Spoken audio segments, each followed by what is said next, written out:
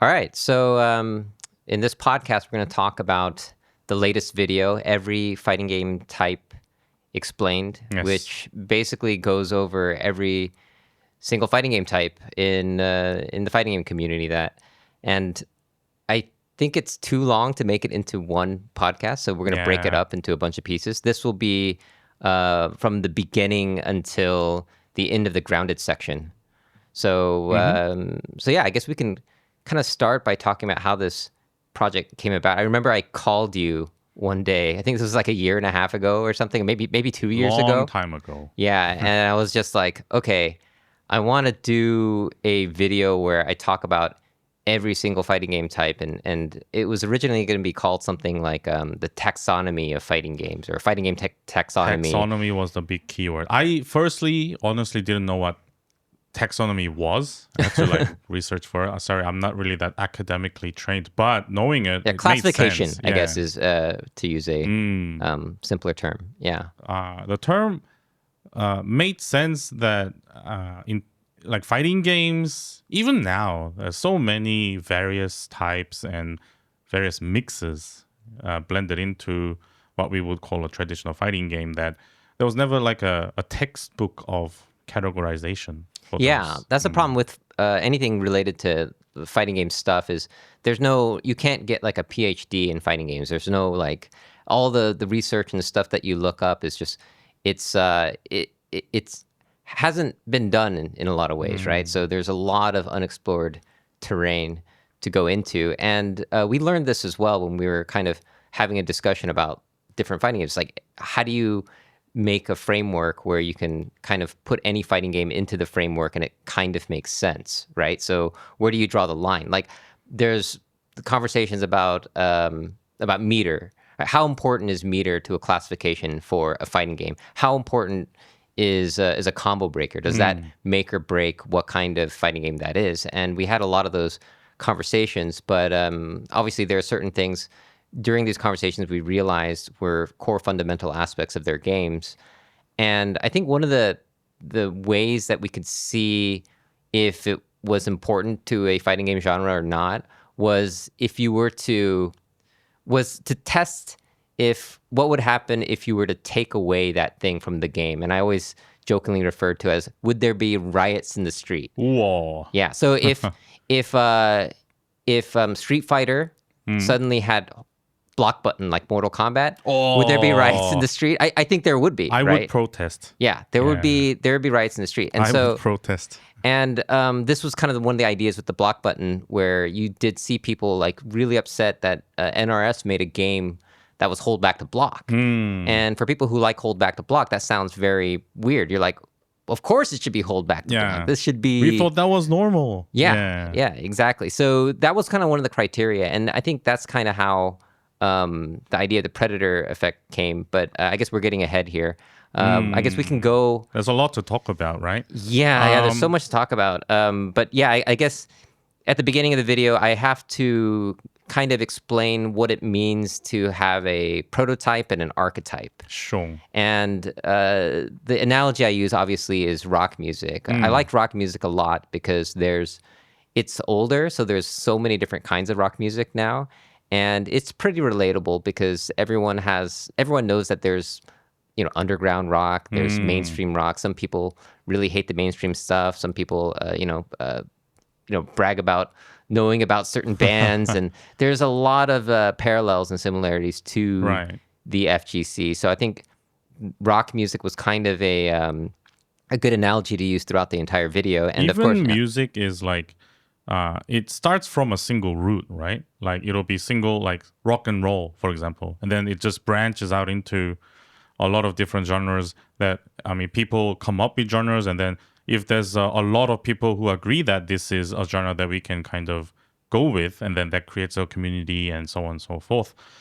Sticking to what you mentioned about a PhD in fighting games or any sort of highly valued academic, research related to it is not really a thing yet. But then whenever you mentioned the word taxonomy, and then I was researching things, there are so many, like say, for example, animals or insects that are all separately categorized, and they have all these Latin words describing them.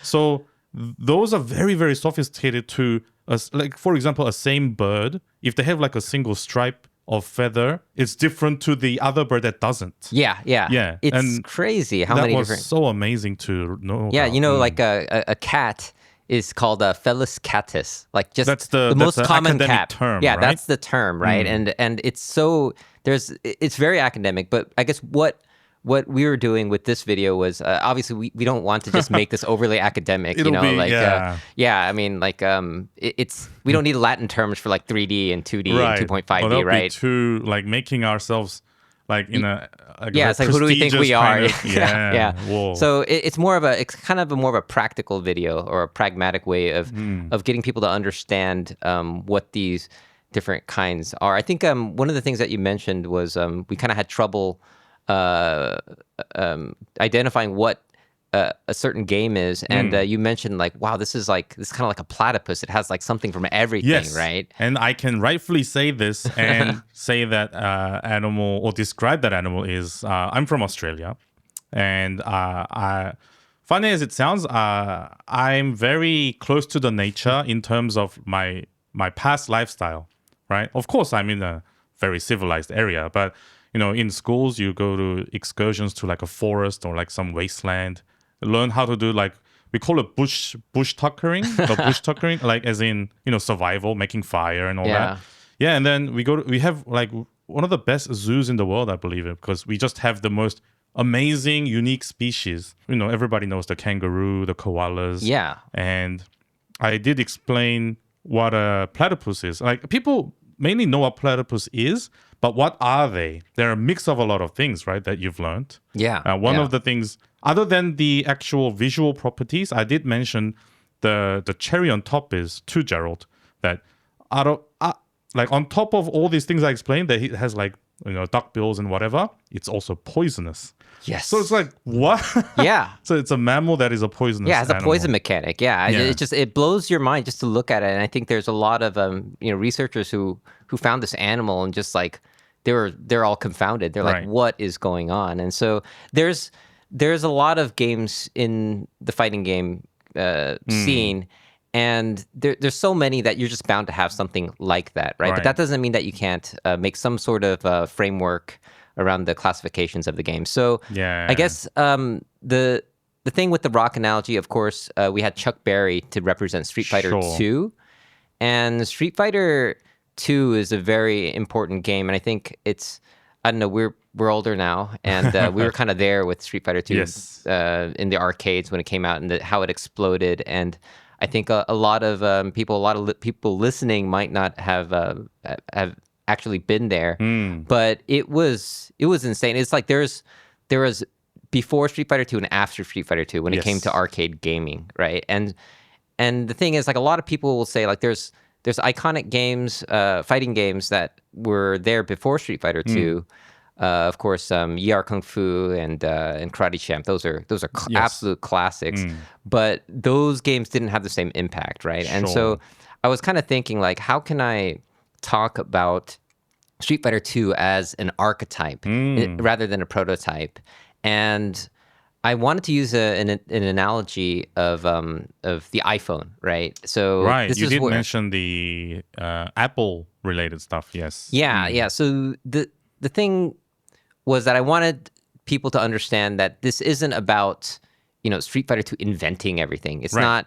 It's about having the right combination of features and having the popularity to make it a thing, right? So all the things come together, and Chuck Berry was kind of the rock artist that did that. And I felt that already having Chuck Berry as part of the analogy was enough to where I wouldn't have to add the iPhone part. But I do like the Right. iPhone analogy because it does add a few extra dimensions to Sure. to the comparison, because the iPhone is a slate phone. Like, it's like Sure, the yep. it has like it's like a rectangle with panel. like all screen. Right. And there were phones like that. I think LG made one Yeah. that was before the LG iPhone. being one of the, I guess, innovators in display technology. Yes. Yeah, I think they also delved in that. Yeah, I think- Competing with Apple and all the, like, the Samsung and whatnot. Yeah, there was the LG Prada, and those phones, they sold decently, and Yeah. I think they were considered successes, but it was nothing like the iPhone, right? When the iPhone came out, there was before the iPhone and after the iPhone. After the Mm. iPhone, all smartphones just looked like rectangles Yeah. with screens. But before that, you had like Blackberries, and you had like, Mm. those small Oh, candy bar phones, like the yes. Nokia ones, where you would have like I remember there was like a phone where you could fold open a keyboard, like a tactile Oh, yeah, I keyboard, remember this. and Yeah. there's just so many different kinds of things, and basically, yeah, it was once the iPhone came out, it was that was what became phones afterwards. Right. And the thing about the iPhone itself was that it doesn't necessarily mean it's the best phone or even a That's great right. phone. Yeah. That it didn't have copy and paste. I think That was an interesting story too. Like for a computer device,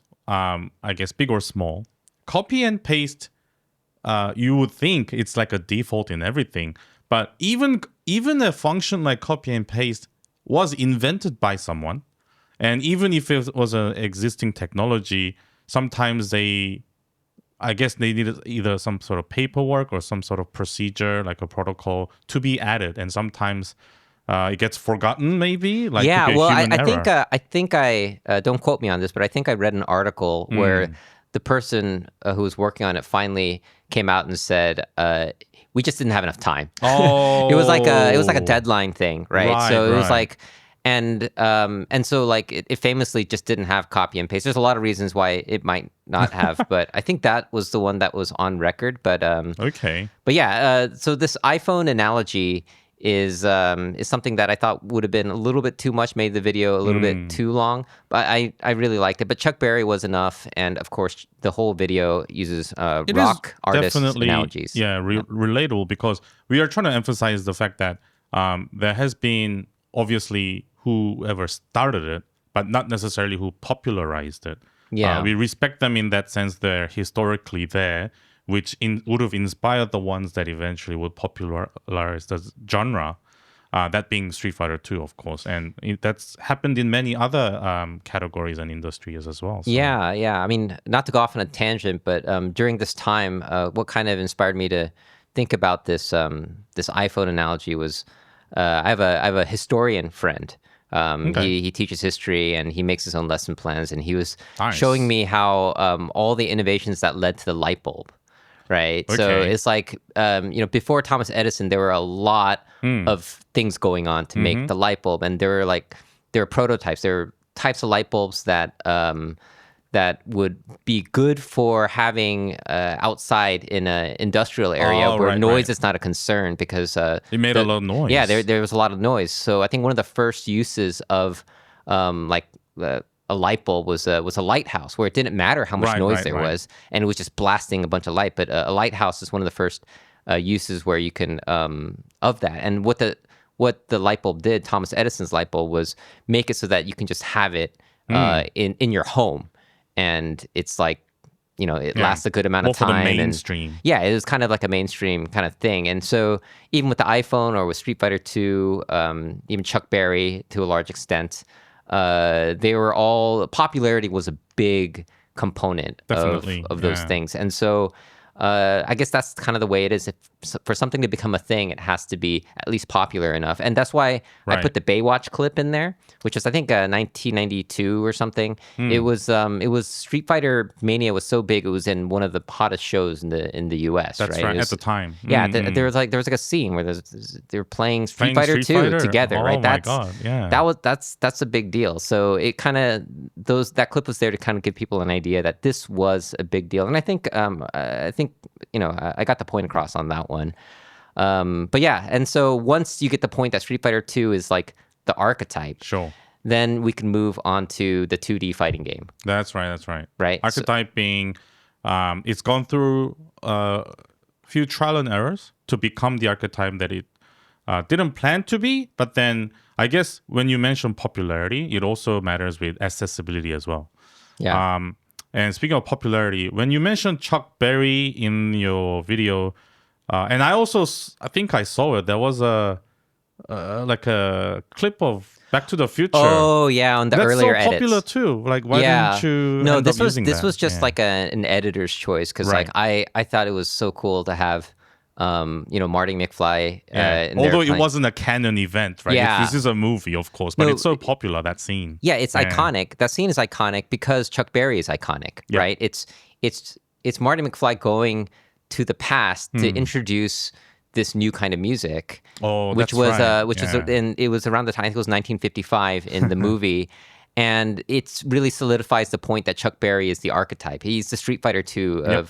of of that era in terms of music, creating this new sound. And that scene was perfect for it. And I love that scene, but it just did not fit. I tried to fit it in so much. And this is where, as an editor, Right. you get to the point where you just have to like swallow your pride and be like, it's not going to help the video. It's going to be clunky. It's not going to fit in well. I tried to fit it in as much as I could, but ultimately at the end of the day, you have to edit it out. Right. Right. So it's that was just an editorial decision where I just I want to be a good editor. I want it to flow, and I it respect just that. it just didn't do that. But there's a lot of references to that. There's Johnny Be Good, which is one of The song, yeah, one yes. of the most famous songs that Chuck Berry played and made. And in the background, there's some people in the comments. Actually, I think caught it. It was Johnny C. Bad, which is kind of like a yes. yeah. It was like a bluesy song that was in Final Fantasy VI. Six. Right? It's a Nobuo Uematsu piece, but it's kind of it's kind of like an homage to Yeah. Chuck Berry, and I was like, oh, this would be perfect for the beginning of the video, and some people got that, and if they didn't, well, it's a cool song anyways. I think it fits the mood. This is like the memes before memes were a thing. Like if he put that song or composed a song and titled it that, I could imagine like how he would feel towards his fans. Like, oh, I'm gonna get my fans with this funny Easter egg titled song, and it's actually pretty cool. Yeah. Really fits the theme. I think it plays during a certain quest where you have to kind of like hurry up or something, right? Yeah. Well, yeah, there was a kind of more dangerous area. I think it was like a kind of a rainy.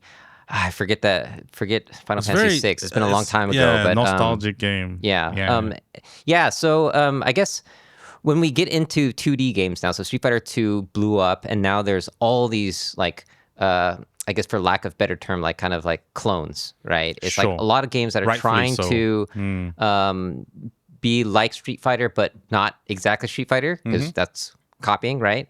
And so I had to look at the all the things that would make it all the things that people were copying, I guess. Right. And or at least kind of have a sort of common ground, I suppose. Yeah, a common ground of what makes Street Fighter 2 the successful game that it was. The archetype of all the clones. Yeah, and so like of course some companies flew too close to the sun and kind of got dinged with with a lawsuit. I think Capcom tried to sue Data East for very popular. I think Fighter's video History, game. right? Yes. It was Fighter's History, and if you look at that game, there's it is very similar. I mean, I think they went a little too close because I think the life bars also, it was like yellow when the life bar was full and then red when it was empty, and like I mean, it's just colors. little detail. But I mean, it definitely like was similar in a lot of ways, and I can see and it's a big enough company to where Capcom could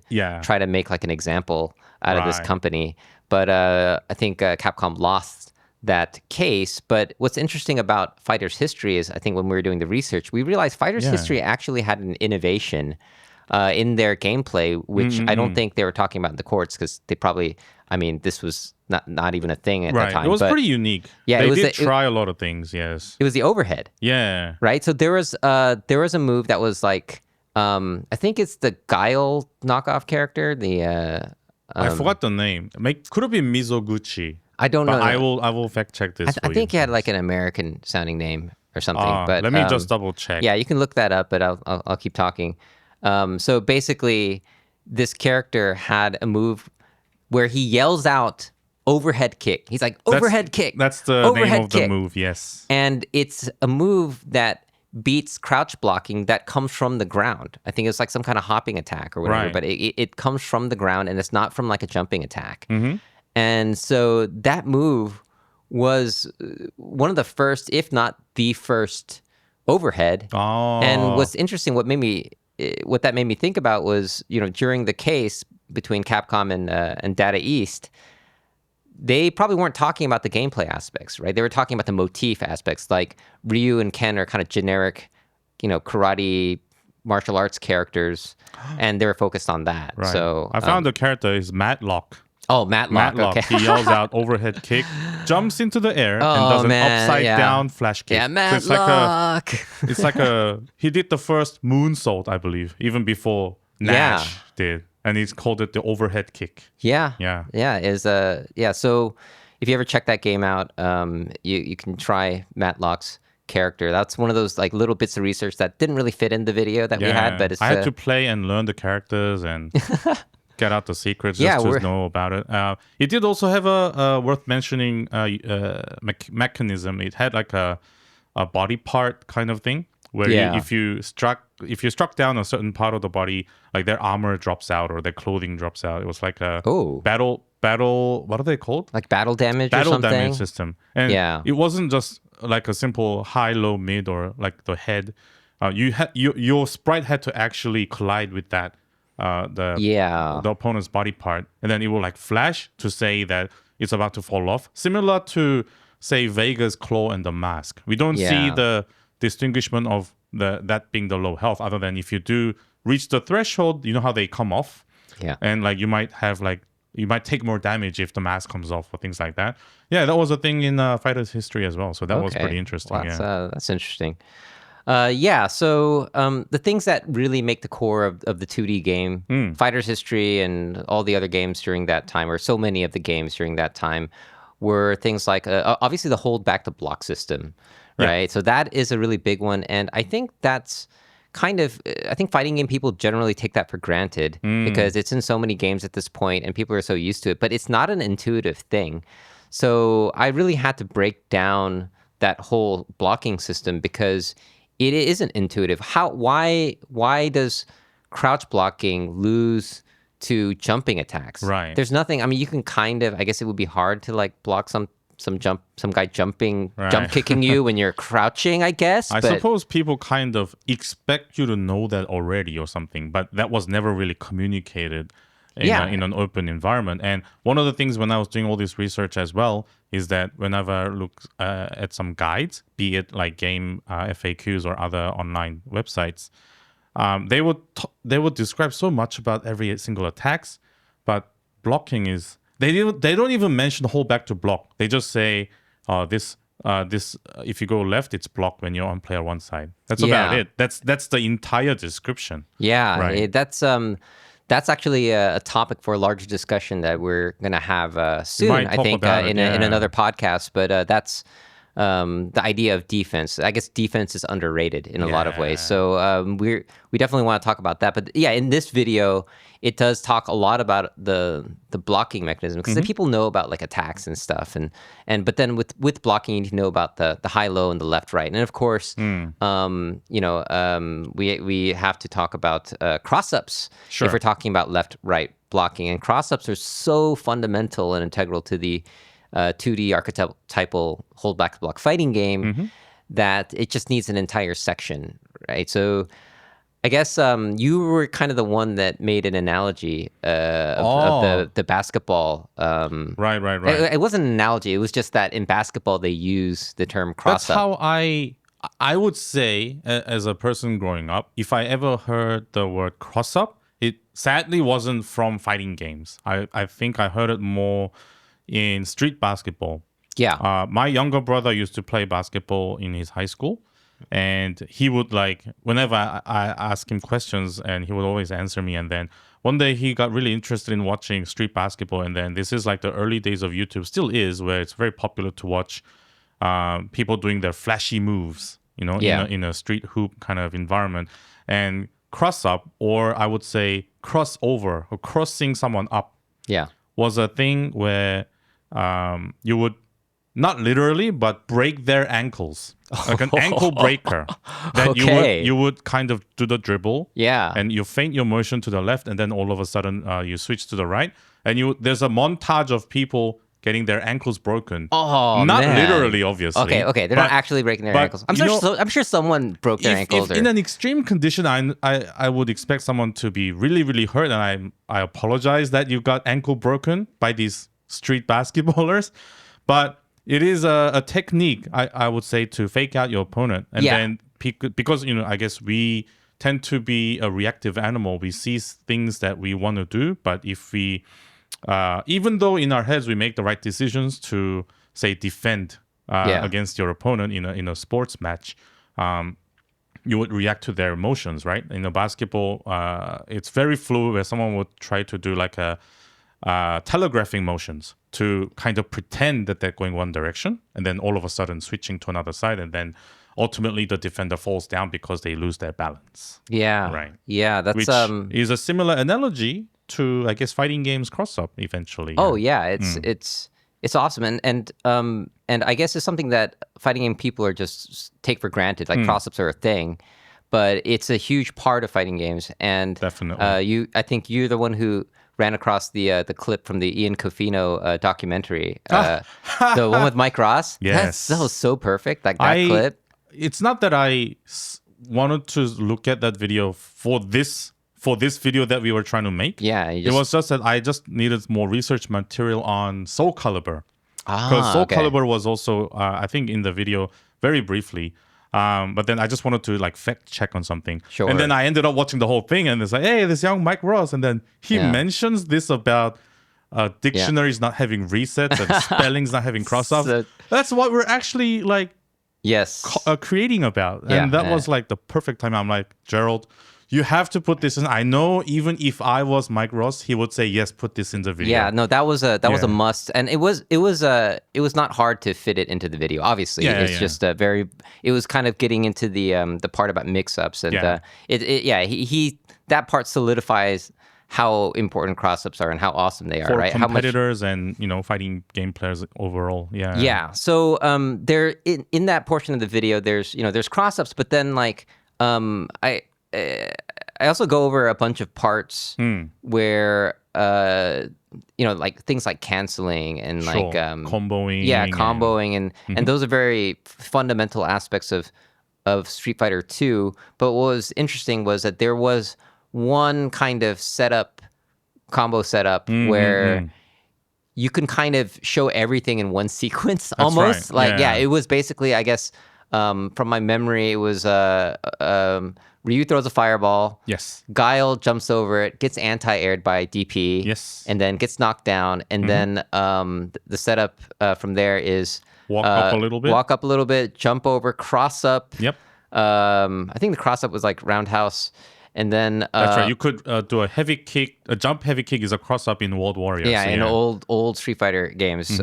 So you could do that, and then of course afterwards you got the second hit, which made it a combo, which was kind of an accident. Low forward, yeah, the low forward, and then you can cancel that into a fireball. Which is another glitch or whatever. It's an unintended thing in fighting games.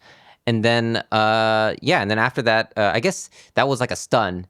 And then go for the kill, right? So it's kind of like that sequence right there just encapsulates so much of what has been retained from Street Fighter 2 into even up to modern 2D archetypal hold back to block fighting games. That's so, right. Most 2D fighting games now would have most, if not all, of what World Warrior back in the day would have had in that single sequence. Something as simple as committing to a special move, which in this case is a fireball. A lot of things happen. The opponent will react, try to dodge it. Of course, if they block it, the downside of blocking is, although you are taking less damage, you are taking chip damage, and you are pushed back so far to the corner again. Yeah. And most likely you would be facing another fireball that's coming at you.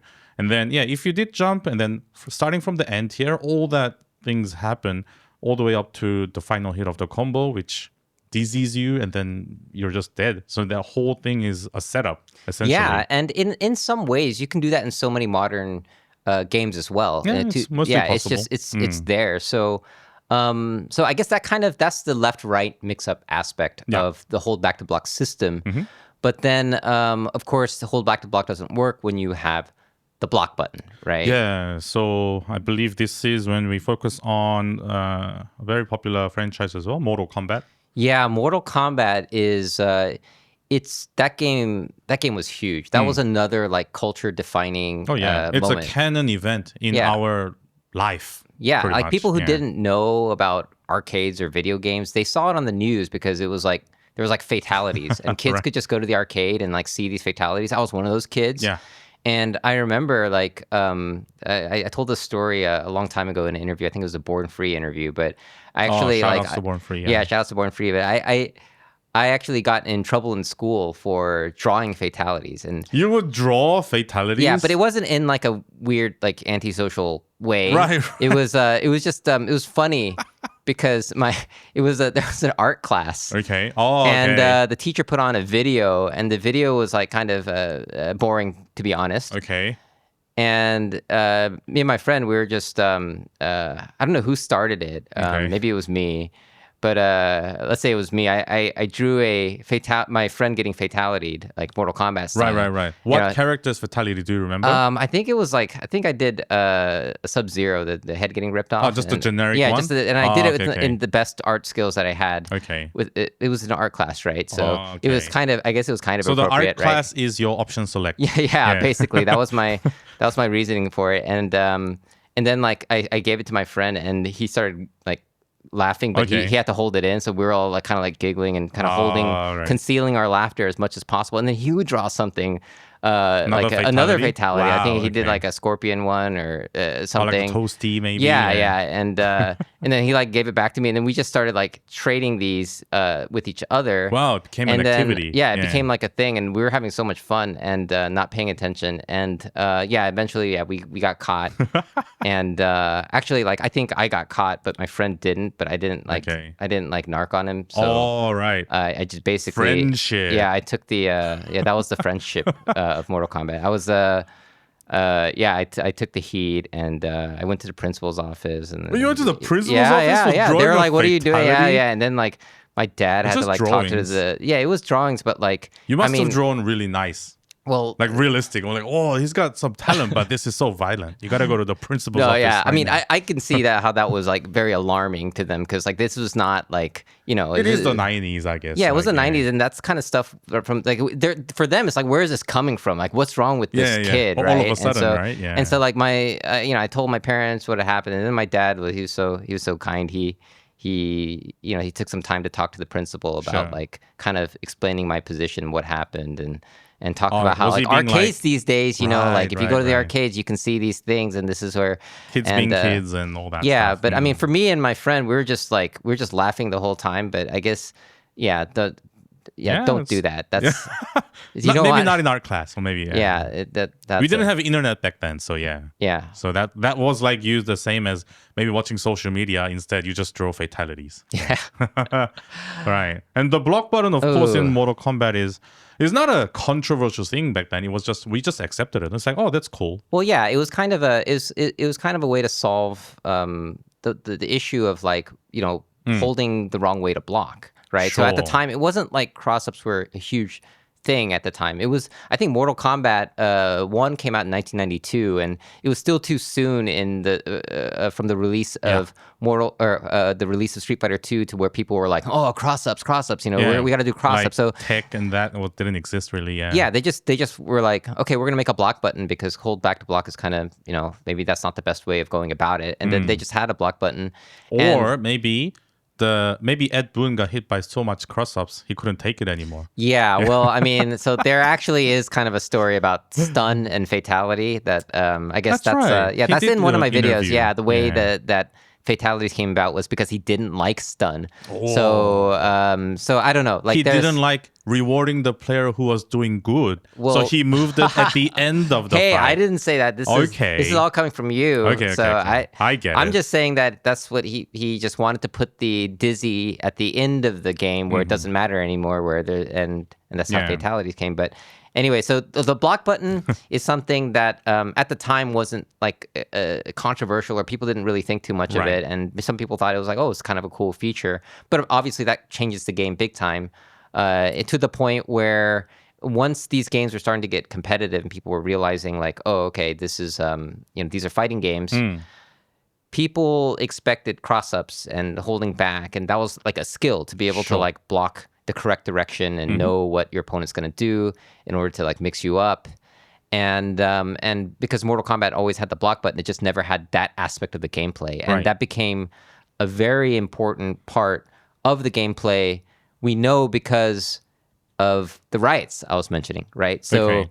it was the injustice thing, and this is a bit of research that you came up with, or actually maybe more than just research. You actually played Injustice and took it seriously, right? I played Injustice because it was hold back to block. That was the only Yes. reason, and I thought that could be a kind of a bridging experience where I could actually now kind of get into the Mortal Kombat scene as well, which I kind of did eventually. Yeah. But I played Injustice like as if I was treating it like a Street Fighter or like a traditional hold back to block game. So yeah. Yeah. So you kind of brought that to my attention, and we had a conversation about it. And it was very interesting because when you look on the forums, the Test Your Might forums, there are people that were very upset by in Injustice being a hold back to block game. And this is a foreign concept if you're like a Street Fighter person, like I am. Yeah, Like, this is that's why. wait, what's wrong with hold back to block? That's how fighting games are supposed to be, right? And so I realized there's like a huge divide here, and this is why hold back to block, or I shouldn't say hold back to block, but I should say it's not hold back to block. Sure. is the category. So Right. originally I was going to put block button game as the category, but Grand Blue Versus That's right. has a block button. Eventually, many games did take that route as well. Yeah, So, but they have hold back to block and block yeah. button. But the thing that makes Mortal Kombat the way it is that not just that it has a block button, but that it also does not have hold back to block. If you just hold back, it doesn't block. That's right. So that's the thing that makes it so different, right? And so Grand Blue Versus can still stay in the grounded hold back to block category because it That's still right. has that. So that's the distinction that that I wanted to make. That I feel that is really important. But Yeah, and we're don't get us wrong. We're not saying it's right or wrong. Like it was just a new phenomenon for those who are more experienced in the hold back to block games would think that that's more natural. And then, of course, later on, I found out, people who are really dedicated to Mortal Kombat, holding block is very natural for them. It's like second nature, right? Yeah, exactly. And I know that you're a multi-fighting game specialist. You've played a ton of Yeah, I had different... to adapt to a lot of different mechanics. Yeah, you're like Liquipedia has like all these fighting games. Like, wow, damn. Like, Yeah, I was surprised they even had a Liquipedia. Thanks for whoever tracked that, or if it's like done automatically. Dude, like you have like Skullgirls like results on there. It's like crazy. You really played a lot of have different played games. so many back in the games. day, Yeah, yes. but it's so that was a great example of this idea that I just made up this term, predator effect. Right. So I didn't know like what do you call it when there's something from a different game that causes like some massive chaos. That's right. And it's hard. It's like this different kind of technology or whatever. And Aliens invading Earth. That's yeah, Predator and effect, Predator literally. is like a great analogy for that. And so I was like, you know what, I'm just gonna say predator effect, and if people think it's stupid and it doesn't catch on, whatever, but I think it is cool to if coin you're this into term. like literacy and like movies, people get it, right? Yeah, and then people who have watched Predator, or I think a lot of people kind of know about Predator, Sure. right? So it's not a hard concept to grasp. Yeah. So that was a great example of a Predator effect because Scorpion, obviously, like his teleport punch. Oh was yeah, like that's so broken. Yeah, that the was- idea when he was announced, people loved it. It's like, oh, this is cool. Crossovers like superheroes and Mortal Kombat characters. Oh, of course, it's been done in the past, but like once again, those weren't popularized. But Injustice was the platform to have that popularized. Yeah. For the like the casual audience, great. Competitors also, they were anticipating, oh, this could be cool. Like this could be my new character. And it was also another opportunity I would have hoped that would allow Mortal Kombat players to try the game out, even though this is a whole back to block game. Yeah. I'm sure there's a lot of Scorpion fans out there, right? So I Sure. thought that could be another kind of a clash of the two universes opportunity, which is always cool in the fighting games. Yeah. Like environment. it's hype. Yeah. Yeah. But then when the character was live for you to download, yeah, there was a lot of problems. It Yeah. being way too busted. The concept was cool. I would not rate it down in terms of the character concept because it's got a very traditional, very significant the spear move, as Yeah. well as the teleport move. That's Scorpion. Scorpion, Spear, and Teleport are so iconic. They're Yeah. classic moves. And the thing that made the Scorpion Teleport kind of work was not having to worry about left and right Yeah. blocking. And so that was this is just like the perfect example to illustrate Yeah. why it's important. Because I think a lot of people who don't play fighting games would just be like, well, who cares if there's hold back to block or a block button? It's not really there's not like a huge difference. But Right. this really illustrates that well, and I'm glad that incident happened because I was very, very angry. That's the first time I felt anger towards the developer. oh man, It was literally unreactable. yeah. You would see Scorpion like a puff of smoke and then disappears. All right, I saw it. I'm gonna block the other way. Too late. Yeah, it's too That late. was how fast it is. Also, if you blocked it, it was plus on block. Yeah, Who comes up with these ideas? Yeah. And then eventually it slowly got nerfed. Yeah. And then it got way too nerfed that people ignored the character. Oh, Yeah, that's how it became. Wow. It became the worst character eventually. I did not know that. That's really interesting. Okay, so it just that design. It just seems like Scorpion doesn't really belong in a hold back to block world. At least the Scorpion that we know. Obviously, you can change the character's moveset enough to where it's just a different function.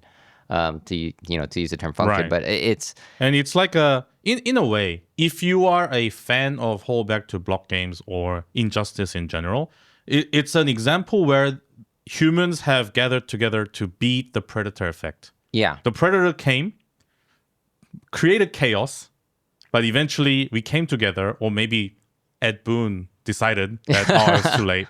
Either the people or God, or the God, the creator of the game, decided, the Predator effect is too much. All right, Yeah. we're gonna just go back to its roots. Yeah, and this is not to say that character that has predator effect is never a a bad design bad or anything. thing, yeah. Well, I mean, it can be bad in some situations, but I guess I think that it's a good way to experiment with game mechanics and characters. So in the best case of a predator effect, people realize that there's creative ways to defend against it, Right. and they find these strategies and they all like find a way to beat the predator and everyone high fives each other, and that's the good case. But I guess in this case in Injustice, it wasn't one of the best cases, right? So I guess moving forward, so that kind of I guess after that part, there's a part where I kind of round out the the 2D fighting game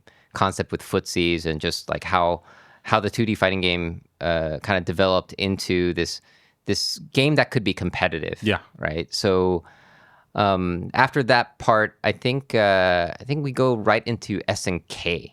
Sure. Right. SNK, just like Mortal Kombat, once they were starting to introduce plethora amount of fighting games, they kind of went with the legacy of the two very iconic titles, which is Fatal Fury series and the Art of Fighting series. Yeah, and those are obviously projects that were headed by former Capcom Actually, people. they were from Capcom. Yeah, they're from Capcom. So they were. It was Matsumoto and Nishiyama. That's right. I think Yes, Matsumoto yes. did Art of Fighting, and then Nishiyama did Fatal Fury. Yes. And what's interesting is they come from they were on the Street Fighter 1 project, right?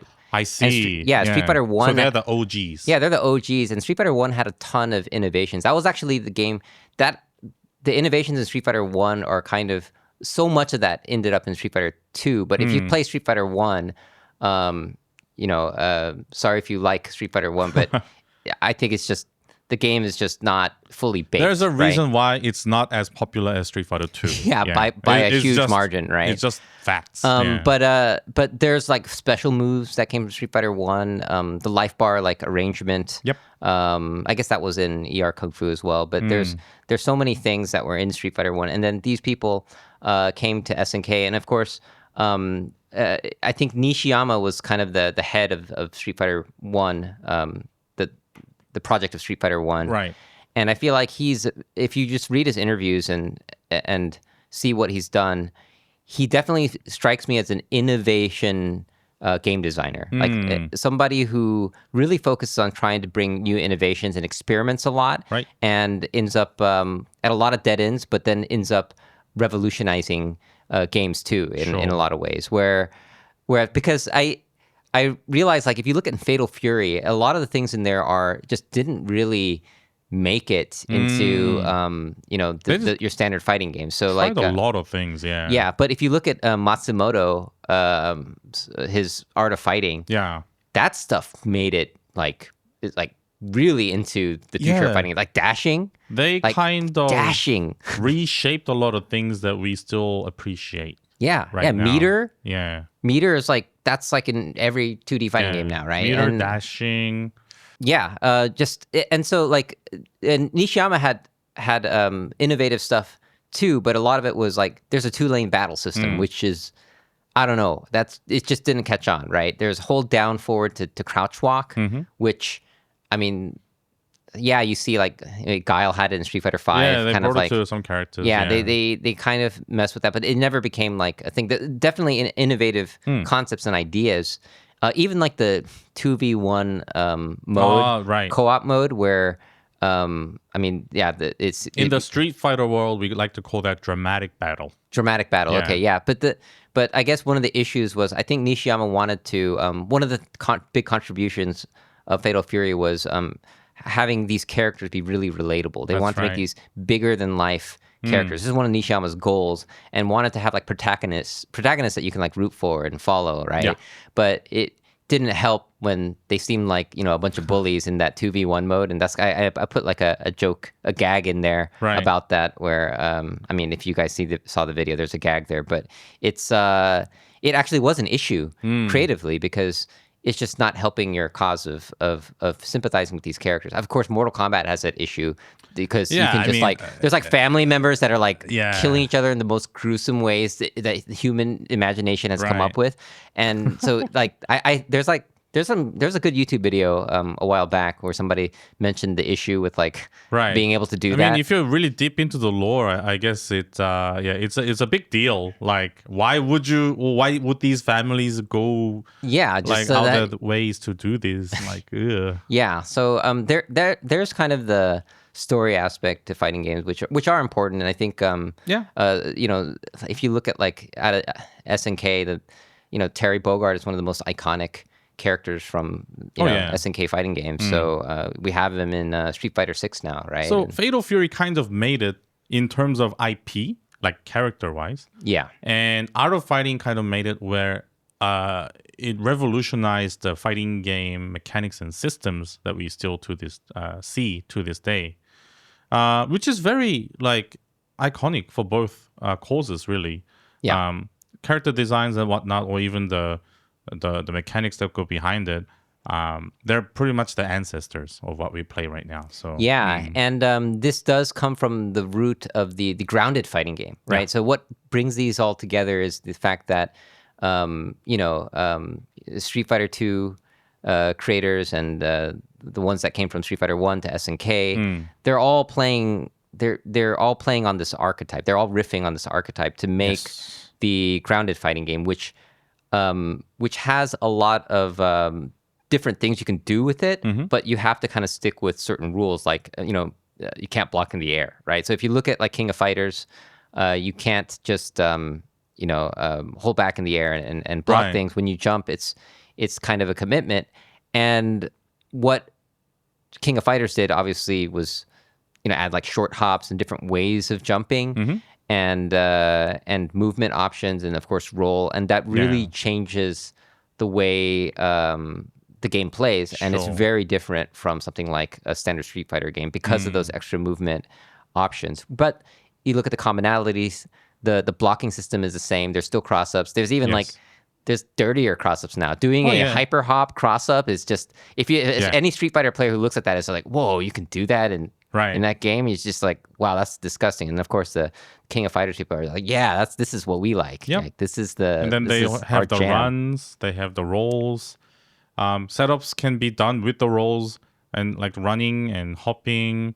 so many Yeah. movement in a very confined space, but players have come to ways to show it off in the most like amazing ways to show off in a competitive environment as well. So Yeah. The Shanghai versus ET is one of my favorite rivalries. yeah, It's it's like a festival yeah, for KOF players. Like you just want to see them in the finals, and they would react to things that, like rightfully so, like all respect to Street Fighter, but reacting to a hop yeah, to anti-air, yeah, like say jumps always or usually have a same like a arc or the distance it travels or the height. yeah, So jumps compared to the older Street Fighters, it's much easier to, I believe, anti-air in comparison to say Street Fighter 4 and back. yeah. But KOF has kept that hops and the hyper hops alive ever since like KOF 95. That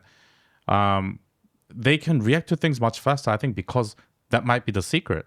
Yeah. I mean, this is Marvel players always are proud of their blocking skills, right? Because that game is so fast, and so this is where you have like cross fighting game skills, crossing over, right?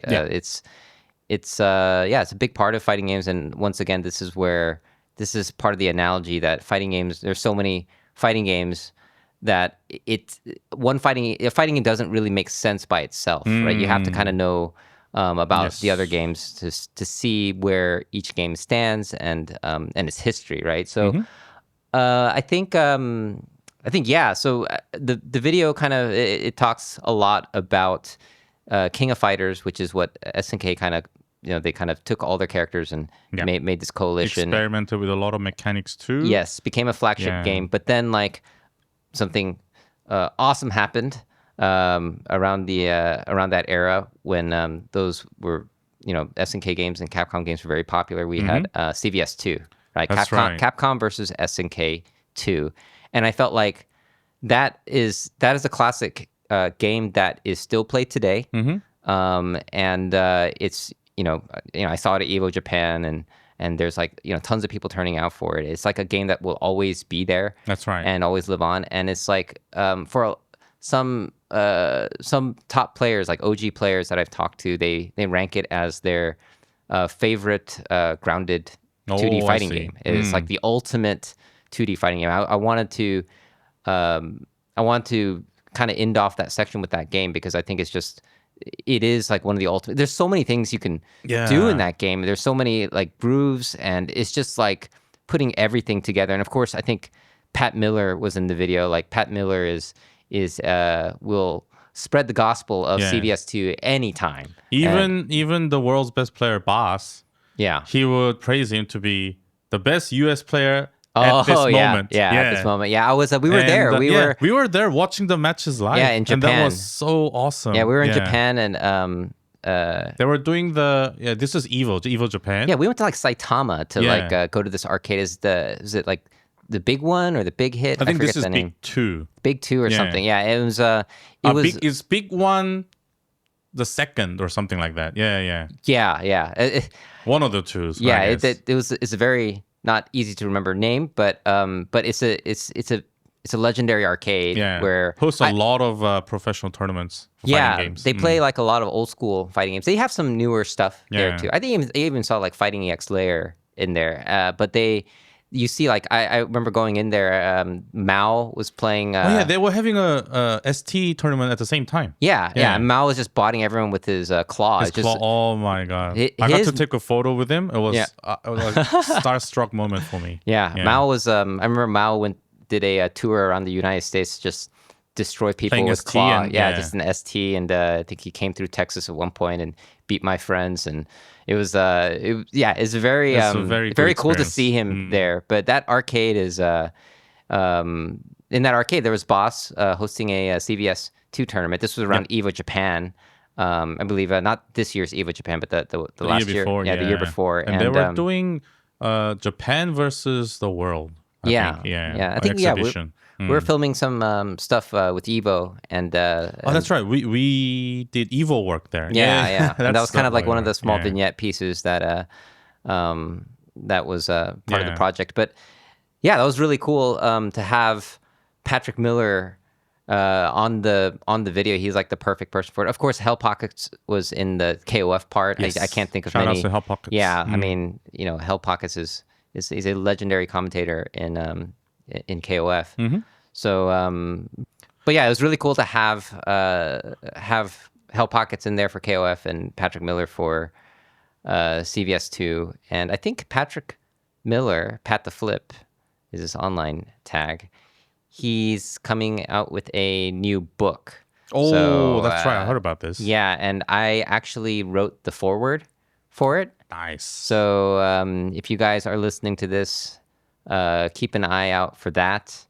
And yeah, it's a great book. It's a book that's really good for people that want to make fighting games part of their life. Like it's not just about like how do I do a combo. It's like where do I take this combo? What do I do with this now? Where do I go next? How do I go to my first tournament? What do I need to look out for? What do I need to think about? And it's a really great book to kind of look into the culture of fighting games and how one gets into it, Right. and how one It's like a whole journey. enjoys it, right? Yeah. It's like how do you do this journey, and it's like a guide to this journey. And so it's a very interesting book because it's unlike anything that any kind of writings that I've read for fighting games in the past. So yeah, shout out Looking to forward to it. Yeah. yeah, shout outs to Patrick Miller. And I think this is that pretty much wraps up this part of the Every Fighting Game Type Explained video. Yeah, this is we've covered most of the stuff in the grounded fighting game archetype. Yeah. And yeah, we got a lot to talk about. And Yeah. So some of next is anime, right? I think we can talk about anime stuff next. yeah, Yeah, next anime, time. and maybe we can include Marvel in there as well. So yeah. Yeah. Well, thanks to all the patrons and the YouTube members for making this possible. Yeah. And We're very excited. I hope to bring, like, I don't know. I feel like I'm just going along with the ride, but I really appreciate this opportunity, really. But I do have to work hard to bring you guys some quality content. So, it's yeah. it's really coming through. So Yeah, we're gonna I'm- prepare a lot of stuff for you guys. yeah, I'm for really sure. excited to finally get back into making content Yeah. again. This is like there's the at the time of this recording, I still haven't released the channel update video, but I Oh, talk that's about the right. situation. Coming So soon. yeah, if you guys already saw that, then you know what it means to make it to this period of Core A Yeah. gaming. So thanks for watching. Thank you so much, guys. We'll see you guys next time.